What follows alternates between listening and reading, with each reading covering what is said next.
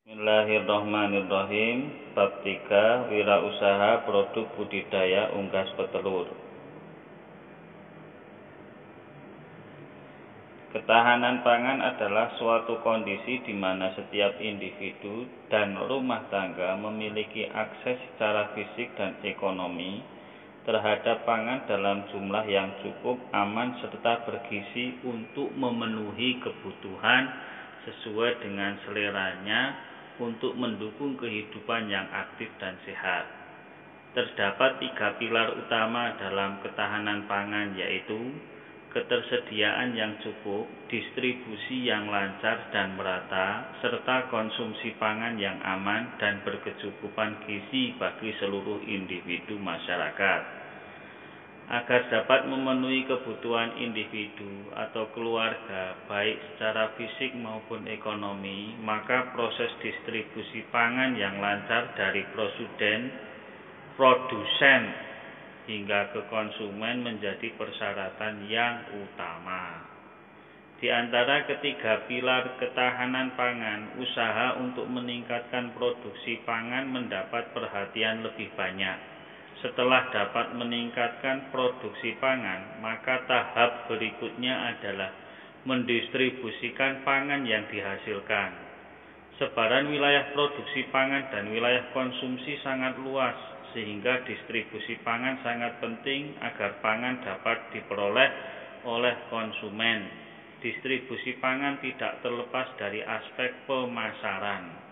Pangan menurut kebutuhan pokok manusia, menurut Undang-Undang Pangan Nomor 18 Tahun 2012. Pangan adalah segala sesuatu yang berasal dari sumber hayati. Produk pertanian, perkebunan, kehutanan, perikanan, peternakan, perairan, dan air, baik yang diolah maupun tidak diolah, yang diperuntukkan sebagai makanan atau minuman bagi konsumsi manusia, termasuk bahan tambahan pangan, bahan baku pangan, dan bahan lainnya yang digunakan dalam proses penyiapan, pengolahan, dan atau pembuatan makanan atau minuman. Pangan berfungsi untuk memenuhi kebutuhan nutrisi manusia untuk dapat tumbuh dan berkembang dengan baik. Nutrisi yang dibutuhkan manusia terdiri atas karbohidrat, lemak, protein, vitamin, dan mineral. Nutrisi yang dibutuhkan akan terpenuhi dengan baik jika mengkonsumsi sumber pangan beragam. Sumber pangan terdiri atas pangan nabati dan pangan hewani. Pangan nabati berasal dari tanaman, sedangkan pangan hewani berasal dari hewan, terutama lemak dan protein, sehingga dalam kehidupan sehari-hari sering dikenal lemak dan protein nabati serta lemak dan protein hewani. Semua jenis nutrisi yang dibutuhkan harus dikonsumsi dalam jumlah yang cukup dan seimbang. Dibandingkan dengan protein nabati, protein hewani mengandung jenis asam amino esensial paling lengkap. Sedangkan protein nabati hanya mengandung beberapa asam amino esensial saja. Asam amino yang dikandung protein hewani lebih mudah dicerna oleh tubuh dibandingkan dengan protein nabati. Asam amino esensial adalah asam amino yang tidak dapat dibuat sendiri oleh tubuh, sehingga harus dipenuhi melalui konsumsi makanan. Asam amino esensial terdiri atas histidin, isoleusin, leusin, leusin, metionin, fenilalanin, treonin, triptopan, dan valin. Selain itu, asam amino esensial juga digunakan untuk mensintesis asam amino lainnya dalam tubuh. Saat ini pola konsumsi pangan masyarakat sudah mulai berubah. Dari banyak mengkonsumsi karbohidrat beralih menjadi banyak mengkonsumsi protein dan lemak. Peningkatan pendapatan per kapita serta kesadaran masyarakat akan pentingnya gizi untuk tumbuh kembang mendorong peningkatan jumlah konsumsi bahan pangan yang menjadi sumber protein dan lemak seperti ikan, telur, daging, dan susu. Indonesia adalah salah satu negara yang berpenduduk besar. Peringkat keempat, nomor 1 Cina, nomor 2 India, nomor 3 Amerika, USA, nomor 4 Indonesia, 274 juta. Sehingga jumlah pangan yang dibutuhkan juga besar. Usaha pemenuhan pangan menjadi persoalan penting bagi bangsa Indonesia. Jumlah penduduk yang terus bertambah harus diikuti dengan berbagai upaya untuk memenuhi kebutuhan pangan bangsa Indonesia, sehingga ketahanan pangan dapat terwujud. Budidaya adalah tindakan mengelola sumber daya nabati untuk diambil hasilnya. Budidaya juga diartikan sebagai usaha memelihara tanaman atau ternak, mulai dari menyiapkan benih atau bibit sampai dengan dipanen hasilnya. Kegiatan budidaya merupakan kegiatan untuk menghasilkan pangan secara mandiri. Budidaya ternak adalah usaha untuk mendapatkan hasil dari peternakan. Usaha budidaya ternak ditujukan untuk menghasilkan daging, susu, dan telur. Budidaya unggas merupakan usaha budidaya untuk menghasilkan daging dan telur. Dalam pembelajaran ini yang akan kamu pelajari selanjutnya adalah budidaya unggas untuk menghasilkan telur. Nama lainnya unggas petelur. Diharapkan dengan melakukan budidaya secara intensif akan dihasilkan pangan dalam jumlah yang cukup, berkualitas, dan beragam. Keinginan untuk melakukan budidaya dari suatu bangsa merupakan cerminan perilaku tidak ingin tergantung pada negara lain atau sikap untuk mandiri. Sikap untuk mandiri yang tertanam dalam diri bangsa akan menghantarkan bangsa Indonesia pada posisi terhormat di mata negara-negara lain merdeka. Perencanaan usaha budidaya unggas petelur. Pangan merupakan kebutuhan pokok manusia. Menurut Undang-Undang Republik Indonesia Nomor 18 Tahun 2012 tentang pangan, bahwa pangan merupakan kebutuhan dasar manusia yang paling utama dan pemenuhannya merupakan bagian dari hak asasi manusia yang dijamin di dalam Undang-Undang Dasar Negara Republik Indonesia tahun 1945 sebagai komponen dasar untuk mewujudkan sumber daya manusia yang berkualitas. Sebagai negara dengan jumlah penduduk yang besar dan memiliki sumber daya alam dan sumber pangan yang beragam, Indonesia seharusnya dapat memenuhi kebutuhan pangannya secara berdaulat dan mandiri. Pemenuhan kebutuhan pangan dapat dilakukan dengan cara memproduksi pangan sendiri melalui kegiatan budidaya. Kegiatan budidaya di bidang peternakan telah membuka peluang berwirausaha yang sangat besar karena telur adalah pangan pokok sebagai sumber utama protein dan lemak hewani bagi masyarakat. Saat ini tantangan untuk memenuhi kebutuhan pangan semakin besar. Jumlah penduduk yang terus bertambah perlu diiringi dengan usaha meningkatkan produksi pangan. Budidaya ternak unggas menjadi salah satu usaha untuk memproduksi pangan, khususnya telur. Peluang wirausaha di bidang budidaya ternak unggas petelur sangat besar, karena kebutuhan telur untuk memenuhi nutrisi masyarakat sangat tinggi. Hal ini menjadikan wirausaha di bidang budidaya ternak unggas petelur sangat menarik. Agar dapat melakukan wirausaha di bidang usaha ternak ayam petelur, maka Anda terlebih dahulu harus mengenal teknik budidaya unggas petelur. Dalam berwirausaha, hal penting yang harus diperhatikan adalah pemasaran produk yang dihasilkan. Sebelum memulai wirausaha, terlebih dahulu Anda harus memahami pemasaran produk budidaya yang dihasilkan.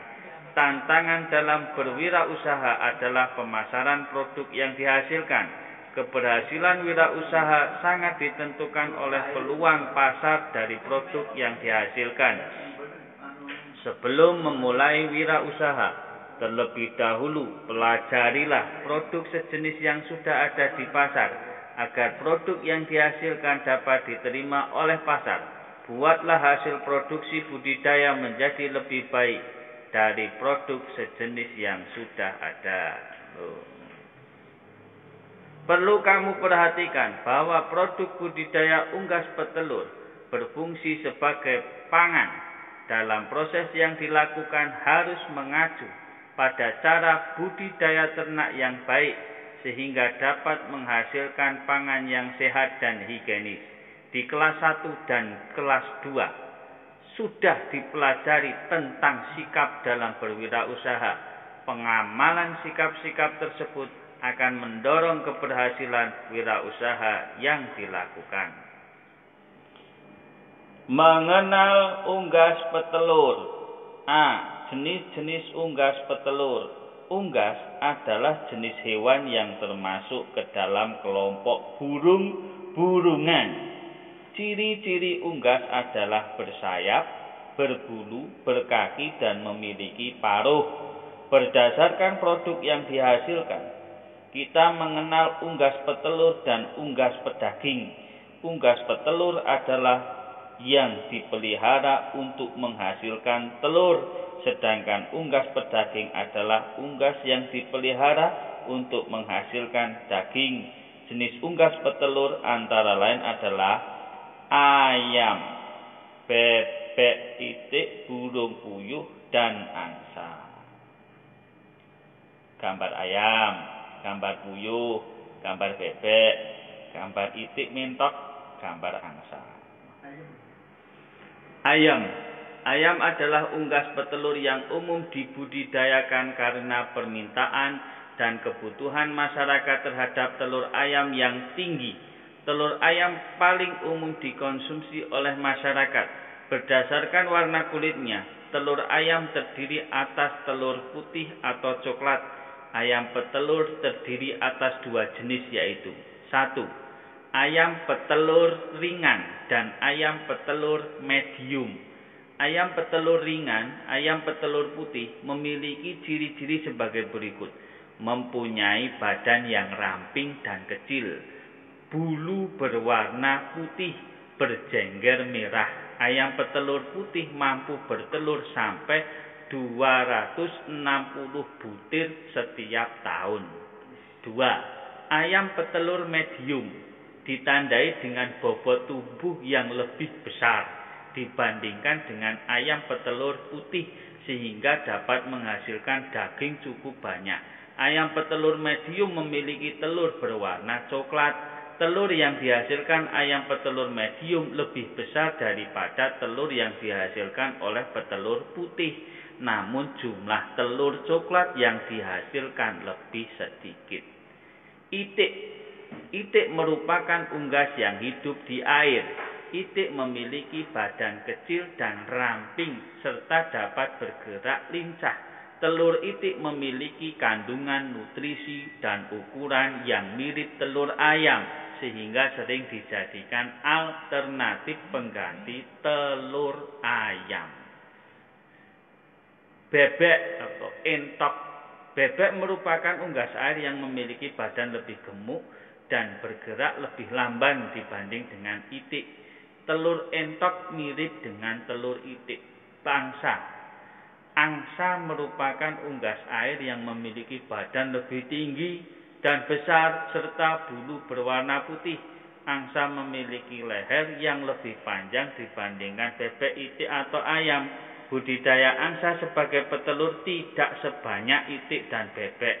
Telur angsa berukuran sangat besar, bahkan bisa mencapai 3 kali ukuran telur ayam. Burung puyuh. Burung puyuh merupakan salah satu jenis burung yang banyak ditemukan untuk komersial. Burung puyuh memiliki bulu yang berwarna coklat bercak-bercak hitam putih. Burung puyuh terlihat pendek dan gemuk. Telur puyuh berukuran kecil, yaitu kira-kira 1/4 ukuran telur ayam.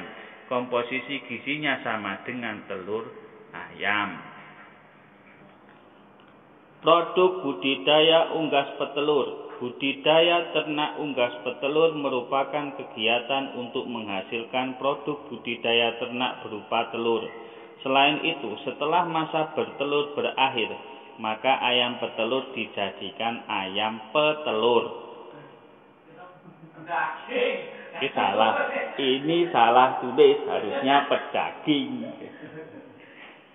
Telur yang dihasilkan dapat langsung dikonsumsi dengan cara direbus atau digoreng. Telur juga digunakan sebagai bahan baku dalam industri berbagai jenis makanan, kue, dan roti. Selain itu, telur bisa juga diolah menjadi produk dengan nilai jual lebih tinggi seperti telur asin, yaitu telur itik bebek yang diasinkan. Selain itu, telur juga dijadikan campuran minuman yang dianggap sangat bermanfaat untuk kesehatan. Apakah kamu tahu? Kamu mengenal minuman STMJ? STMJ adalah singkatan dari susu, telur, madu, dan jahe, yaitu minuman yang terbuat dari campuran telur, susu, madu, jahe. Minuman kesehatan lainnya yang terbuat dari campuran telur adalah teh telur atau kopi telur. Kayak ngopo rasane. Minuman ini campuran dari telur mentah yang dikocok terlebih dahulu. Nah, berikut ini ada gambar telur putih. Ini telur yang sudah dikupas. Telur coklat, telur bebek, telur puyuh, sama telur angsa. C. Mensyukuri keragaman produk budidaya dan wirausaha di bidang unggas petelur sebagai anugerah Tuhan yang Maha Kuasa. La in syakartum la azidannakum wa la in kafartum inna adzabi lasyadid. Telur merupakan sumber protein dan lemak hewani yang murah dan mudah didapatkan. Berbagai jenis unggas petelur hidup di sekitar kita. Secara alami unggas bertelur hanya untuk berkembang biak. Dengan membudidayakan unggas akan menghasilkan telur yang lebih banyak. Keberagaman jenis unggas yang menghasilkan telur sebagai bahan pangan manusia adalah rahmat dari Yang Maha Kuasa kepada manusia, sehingga sudah seharusnya manusia mensyukuri nikmat yang diberikannya. B. Perancangan dan kegiatan budidaya unggas petelur. Budidaya unggas petelur merupakan usaha pengelolaan sumber daya hayati berupa unggas dengan tujuan untuk dipanen hasilnya. Dalam budidaya unggas petelur dibutuhkan sarana dan peralatan. Selanjutnya Anda akan mempelajari sarana dan peralatan yang dibutuhkan dalam budidaya unggas petelur. Dalam budidaya unggas petelur, pemilihan lokasi harus dilakukan sebaik mungkin. Lokasi yang sesuai untuk budidaya ayam petelur adalah jauh dari keramaian, mudah dijangkau untuk pemasaran, dan bersifat menetap. 1. Sarana dan peralatan budidaya unggas petelur. Sarana dan peralatan yang dibutuhkan dalam budidaya unggas petelur terdiri atas kandang dan perlengkapan kandang, bibit, pakan, vitamin, dan obat-obatan. Sarana dan peralatan yang dibutuhkan dalam budidaya unggas pedaging sudah dipelajari pada pembelajaran sebelumnya. Coba baca lagi pelajaran tentang budidaya unggas pedaging. A. Kandang. Kandang adalah kebutuhan utama dalam usaha budidaya ternak unggas. Kandang berguna untuk menjaga agar unggas peliharaan tidak berkeliaran, memudahkan pemeliharaan, seperti pemberian pakan dan obat-obatan, serta memudahkan pemanenan atau pengumpulan hasil peternakan. Selain itu, kandang juga berfungsi untuk memperoleh hasil panen yang berkualitas. Kandang yang umum digunakan pada budidaya unggas petelur adalah kandang sangkar yang dimodifikasi menjadi kandang baterai. Unggas petelur biasanya dipelihara terlebih dahulu dalam kandang postal, selanjutnya dipindahkan ke kandang baterai. Jika sudah dewasa, biasanya kandang baterai diletakkan dalam bangunan kandang, jadi seolah-olah ada kandang dalam kandang. Nah, berikut adalah gambar peralatan yang harus ada dalam kandang, seperti gelas minum yang dibalik seperti itu. Kandang baterai dapat dibuat dari kawat kayu atau bambu yang didesain sedemikian rupa sehingga telur dapat menggelinding keluar dari kandang baterai. Biaya pembuatan kandang baterai cukup besar, sedangkan keuntungan kandang baterai adalah: 1. Memudahkan mengambil dan mengumpulkan telur. 2. Menghindarkan kerusakan telur oleh unggas. 3. Memperoleh telur yang bersih dari kotoran unggas. 4. Menghindari kanibalisme antar unggas. Peralatan kandang. Selain kandang dibutuhkan juga peralatan seperti tempat makan dan minum. Kandang postal harus dilengkapi dengan tempat makan dan minum dan harus tersedia dalam jumlah yang cukup.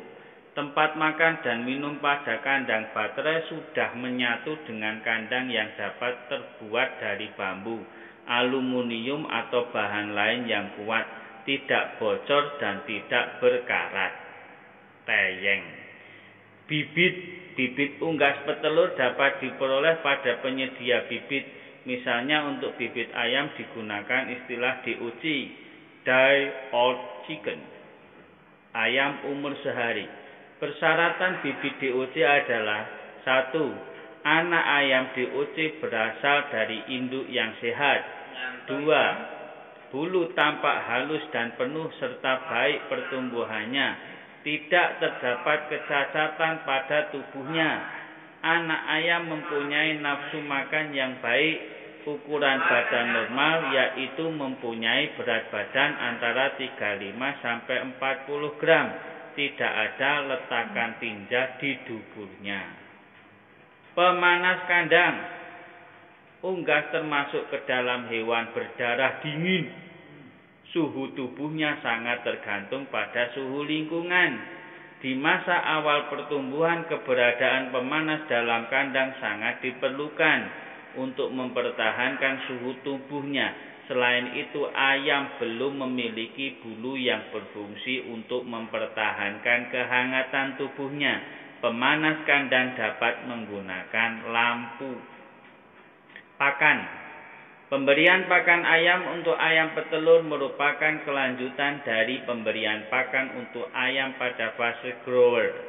Fungsi pakan pada ayam petelur adalah untuk pertumbuhan, ukuran, dan berat tubuh, produksi bulu dan telur, serta untuk pertahanan tubuh.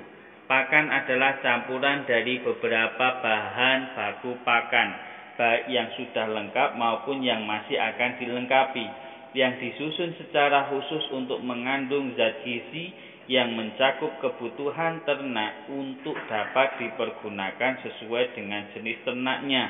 Pakan dapat dibuat dari bahan-bahan hasil pertanian, perikanan, peternakan, dan hasil industri yang mengandung zat gizi dan layak dipergunakan sebagai pakan, baik yang telah diolah maupun yang belum diolah.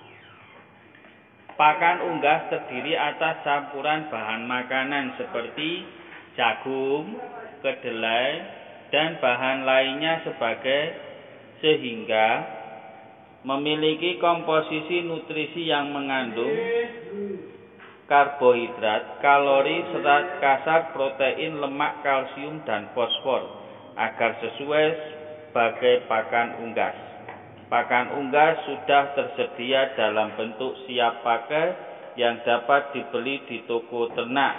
Pakan siap pakai yang dapat dibeli toko pakan biasa dilengkapi dengan informasi SNI, Standarisasi Nasional Indonesia.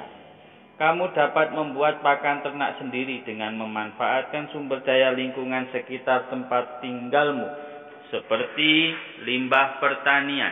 Sebagai contoh, kamu juga dapat menggunakan dedak sisa dari penggilingan beras sebagai pakan ternak. Biaya pakan ternak adalah komponen biaya paling besar dalam usaha budidaya ternak unggas. Bentuk-bentuk pakan unggas bermacam-macam seperti bentuk tepung, butiran pecah, pelet butiran. Pakan berbentuk tepung berasal dari pakan yang ditumbuk terlebih dahulu.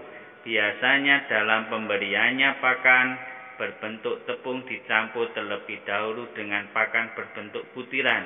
Jumlah dan komposisi nutrisi ayam petelur disesuaikan dengan periode dan pertumbuhan unggas. Obat-obatan, vitamin, dan hormon pertumbuhan. Obat-obatan diberikan jika diperlukan, yaitu untuk unggas yang sakit. Obat-obatan yang diberikan harus disesuaikan dengan penyakit yang diderita oleh unggas.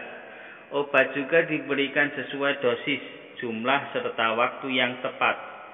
Vitamin berfungsi untuk membantu pertumbuhan, menjaga kesehatan unggas, sedangkan hormon pertumbuhan berfungsi untuk mempercepat pertumbuhan unggas.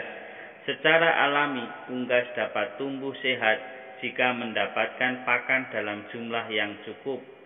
Peralatan panen diperlukan untuk mempermudah dan mempercepat panen. Di samping itu, peralatan panen dapat digunakan untuk mencegah telur yang dihasilkan tidak pecah dan rusak. Peralatan panen yang paling umum adalah wadah untuk mengumpulkan telur yang telah dipanen, seperti ember, baskom, atau keranjang. 2. Teknik budidaya unggas petelur. Sebagai contoh teknik budidaya unggas akan dipelajari budidaya ayam petelur. Kegiatan budidaya ayam petelur meliputi A. Penyediaan kandang. Kandang dapat dibuat dari bahan-bahan sederhana, yang penting dapat mencegah ternak keluar dan dapat melindungi dari hujan dan panas. Selain itu, kandang juga harus bersih.